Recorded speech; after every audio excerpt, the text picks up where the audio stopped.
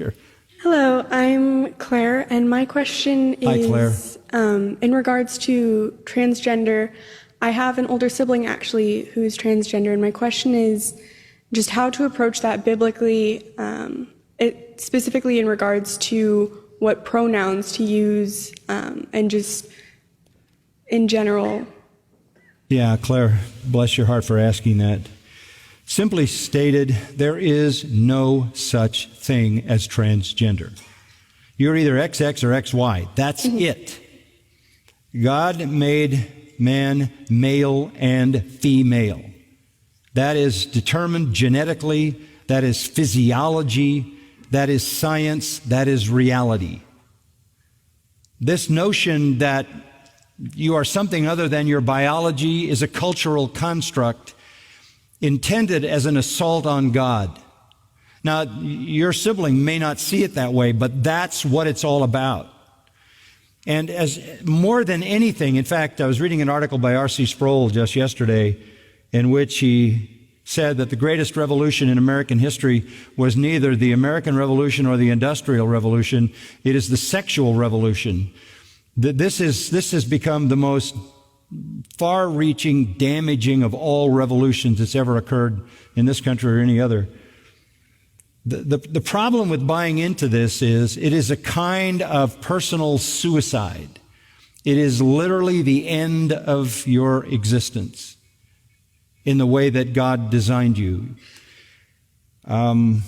I've said this a few weeks ago. A person who is in the transgender world is 19 times more likely to kill himself or herself because you have completely cut yourself off from reality and from normal relationships. This is the end of your identity. This is the end of your ability to have a marriage that is a real marriage. It's the end of your ability to have a family. It's the end of your ability to connect and to be a part of a society and a culture and have a future and belong. It is a kind of extreme isolation that can be no more extreme. You can't get more extreme than saying, I am not who I actually am. Because that becomes an utterly imperceptible identity. You literally have disconnected yourself from existence. You aren't who you are. You are some fantasy person in your own mind. Look, this is going to continue to escalate because we live in a world where people are told to construct whatever they want themselves to be. This is what the internet does to people. It allows you to create yourself the way you want to create yourself. You can access whatever is out there, and you can create your own world, your own reality, and you can live in that world. The isolation of this particular aspect of it is so sad and so tragic. I read the other day a surgery was done in Australia on a 5-year-old to do a sex change.